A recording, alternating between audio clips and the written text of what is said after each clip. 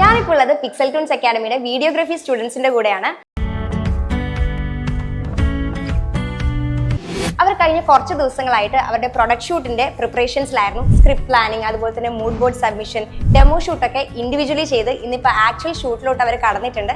നമുക്ക് അവരുടെ വിശേഷങ്ങളൊക്കെ നേരിട്ട് ചോദിച്ചു നോക്കിയാലോ. Hello Mervin. ഹലോ. വീഡിയോഗ്രാഫിയുടെ ഷൂട്ട് നടന്നുകൊണ്ടിരിക്കുകയാണ്.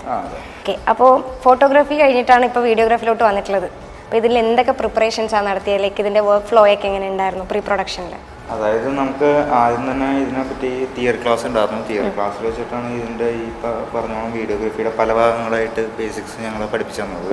അത് കഴിഞ്ഞിട്ട് ഈ പ്ലാനിങ് ഉണ്ടായിരുന്നു, സ്ക്രിപ്റ്റ് എഴുതി, അത് മൂഡ് ബോർഡ് ഉണ്ടാക്കി, അതൊക്കെ ചെയ്തതിന് ശേഷമാണ് ഈ പ്രൊഡക്ഷൻ തുടങ്ങിയത്.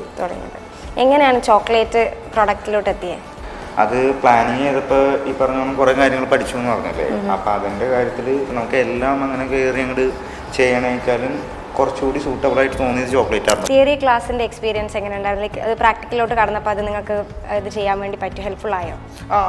തിയറി ക്ലാസ്സിൽ പഠിച്ച കാര്യങ്ങൾ ഉണ്ടായിരുന്നതുകൊണ്ട് മാത്രമാണ് ഇതിപ്പോൾ ചെയ്യാൻ വേണ്ടി പറ്റുന്നത്. ഓക്കെ, ഇപ്പം ഫോട്ടോഗ്രാഫി ആണോ വീഡിയോഗ്രാഫി ആണോ കൂടുതലും മെർവിന് കംഫർട്ടബിൾ ആയിട്ടുള്ളത് ചെയ്യാൻ? ഞാനിപ്പോൾ ഫോട്ടോഗ്രാഫി കഴിഞ്ഞാണ് എൻ്റെ, അതുകൊണ്ട് എനിക്കിപ്പോൾ ഫോട്ടോഗ്രാഫിനെ പറ്റി അത്യാവശ്യം അറിയാം. അപ്പോൾ അതുകൊണ്ട് എനിക്ക് കംഫർട്ടബിൾ ഏതാണെന്ന് വെച്ചാൽ ഫോട്ടോഗ്രാഫി ആണെന്ന് പറയണം. പക്ഷേ ഇതും ഫണ്ണാണ്, ഇത് പഠിച്ച് വരണേ ഉള്ളൂ. ഇത് കുറച്ചുകൂടി കോംപ്ലിക്കേറ്റഡ് ആണ് ചെയ്യാൻ വേണ്ടി. അപ്പം ഓൾ ദി വെരി ബെസ്റ്റ്. നന്നായിട്ട് ഷൂട്ടൊക്കെ നടക്കട്ടെ. All the best. Thank you.